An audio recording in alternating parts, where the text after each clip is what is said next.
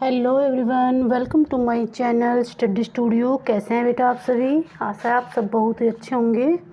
आज हम आपको कराएंगे क्लास 10th का क्षितिज की जो बुक है उसमें से चैप्टर नंबर 5 और सूर्यकांत त्रिपाठी निराला जी। सूर्यकांत त्रिपाठी निराला की जो कविता है, इसमें दो कविताएं हैं। नंबर 1 पे है उत्साह और दूसरी है अट नहीं रही है। तो उत्साह हमने कंप्लीट करवा दी है बेटा। ये सिर्फ 5-6 मिनट की वीडियो बनेगी, छोटी सी कविता है, तो आप सभी बच्चे बहुत ही ध्यान से इसको कंप्लीट सुनेंगे। ठीक है, सभी बच्चे बहुत ही ध्यान से सुनेंगे, कुछ भी इसमें छूटेगा नहीं और अच्छे से आपको समझ में आ जाएगी। कभी भी आपको कुछ भी याद करने की ज़रूरत नहीं पड़ेगी। ओके बेटा, तो सबसे पहले देखिए, अट नहीं रही है। ये सूर्यकांत त्रिपाठी निराला जी की कविता है। इसमें सबसे पहले मैं बता दूं कि क्या है कि एक जैसे कि जो प्रकृति की शोभा है, फागुन मास के महीने का वर्णन है इसमें। और फागुन मास में जो प्रकृति का जो फागुन मास में फरवरी मार्च में जो जैसे हरियाली हरियाली हो जाती है, चारों तरफ फसलें उगाई जाती है, बारिश होने के बाद चारों तरफ हरियाली होती है मतलब उस समय। तो यानी कि बहुत ज़्यादा हरा हरा और प्रकृति बहुत ही खूबसूरत और बहुत ही अच्छी लगती है, उसका वर्णन है पूरा इसमें।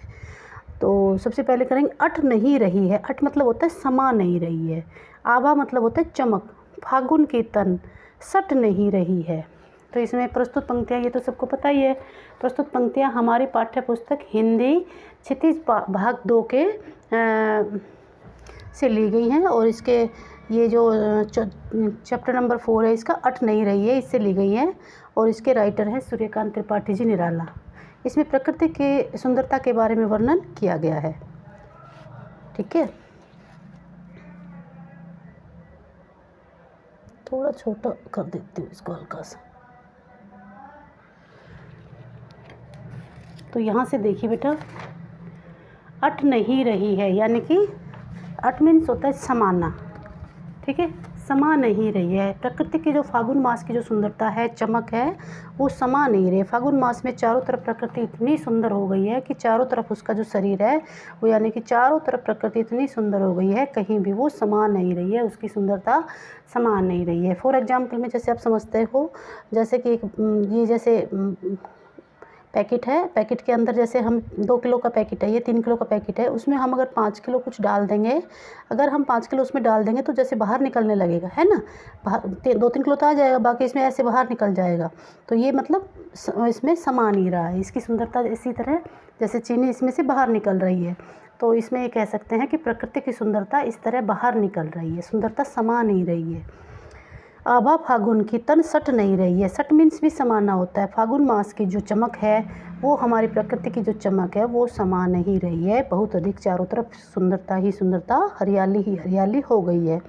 कहीं सांस लेते हो, घर घर भर देते हो, उड़ने को नभ में तुम पर कर देते हो, आँख हटाता हूँ तो हट नहीं रही है।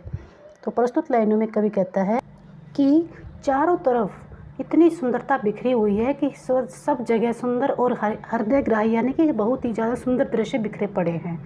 जहाँ कहीं भी सांसें ली जाती हैं, इस यहाँ पर जहाँ भी कहीं पर भी सांस लेते हैं, घर घर भर देते हैं। यानी कि आपने प्रकृति में इतनी सुंदरता, इतनी खुशबू भर रखी है कि हर घर में इसकी हर सांस में खुशबू ही खुशबू फैल रखी है।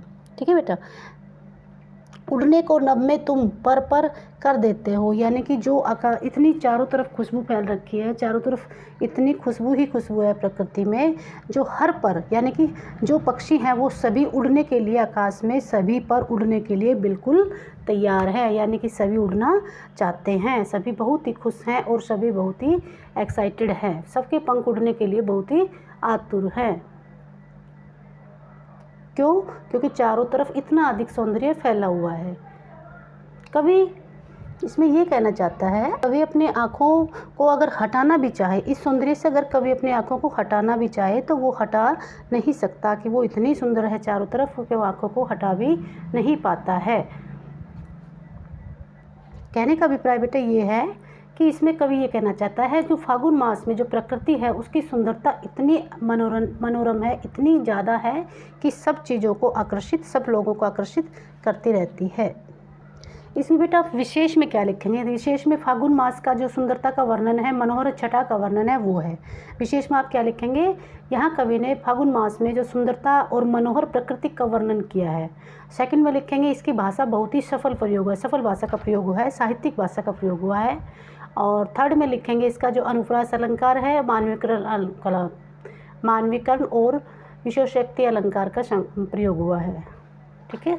और फोर्थ पॉइंट में लिखेंगे इसके नेक्स्ट में, जैसे कि आँख हटाना, आँख हटना, पाना और मुहावरे का सफल प्रयोग देखा जा रहा है। ठीक है, तो ये आपके विशेष में आ जाएगा।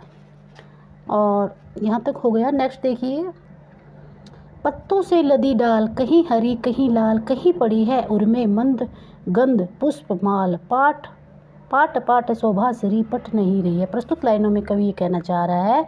अब आगे देखो क्या कह रहा है, चारों तरफ इतनी ज़्यादा सुंदरता फैली हुई है, इतनी ज़्यादा गंध मतलब खुशबू, मंद गंध मतलब अच्छी अच्छी हल्की हल्की खुशबू, पुष्पों की माला जैसी, यानी कि पत्तों से लदी है। हम चारों तरफ जब फागुन मास में देखते हैं तो चारों तरफ पत्तों से लदी है, हर डाल पत्तों से लदी हुई है। कोई डाल हरी है, कोई डाल लाल है, मतलब हर प्रकार की डाल है, लाल भी हरी भी। ठीक है। मंद गंध पुष्पमाल, यानी कि जो ऐसा लग रहा है जैसे ये प्रकृति है ना, तो प्रकृति में चारों तरफ लाल हरे सभी कलर के सुंदर सुंदर फूल लगे हुए हैं। ऐसा लग रहा है प्रकृति ने अपने हृदय में सुंदर पुष्पों की गंध वाली माला पहन रखी है। गंध मतलब मंदे मंदे हल्के हल्की गंध खुशबू। पाट पाट शोभा श्री, चारों तरफ बहुत ही सुंदर सुंदर। पाट पाट मीन्स होता है हर जगह, पाट पाट मीन्स क्या होता है? हर जगह। शोभा श्री मतलब सुंदरता, शोभा श्री सुंदरता मतलब चारों तरफ हर जगह सुंदरता ही सुंदरता फैली हुई है, पट नहीं रही है, ये सुंदरता समा नहीं रही है। आ गई ना बेटे समझ में? बहुत ही आसान है, एक बार आपने देख लिया इसको तो दोबारा कभी देखने की जरूरत नहीं पड़ेगी। और इसमें विशेष में बेटा 3 पॉइंट लिखेंगे। एक तो फागुन मास कभी कहना चाहता है कि फागुन मास के महीने में प्रकृति बहुत ही सुंदर दिखाई देती है, चारों तरफ सुंदरता दिखाई देती है। सेकंड में लिखेंगे अनुप्रास और पुनरुक्ति अलंकार का प्रयोग है, अनुप्रास अलंकार का और पुनरुक्ति अलंकार का। और थर्ड में लिखेंगे मुक्त छंद का सफल प्रयोग हुआ है। ठीक है, मुक्त छंद का। और ज़्यादा आपको अट्रैक्टिव बनाना है इस स्टेंजा को, तो आप ये भी लिख सकते हो कि इसमें कौन कौन से जैसे वर्ड है ना, जैसे अट का मतलब क्या होता है, फागुन एक महीने का नाम है, सट मीन्स क्या है, और जैसे कि यहाँ पे मंद गंध, पाट पाट शोभाश्री, इनका आप अगर अर्थ लिखोगे, अर्थ लिख के दिखाते हो तो आपका फुल नंबर मिलेगा, कोई बिल्कुल भी नंबर नहीं काट सकता। ठीक है बेटा, आशा है आपको वीडियो अच्छे से समझ में आ गई होगी। ज़्यादा लंबी वीडियो नहीं बनानी, और सभी बच्चे पूरी वीडियो देखेंगे और कंप्लीट इसको समझ लेंगे। ओके बेटा, नेक्स्ट वीडियो में इसके क्वेश्चन आंसर आएंगे। Okay, thank you. अगर आपको वीडियो अच्छी लग रही है तो लाइक एंड सब्सक्राइब कीजिए। Thank you very much.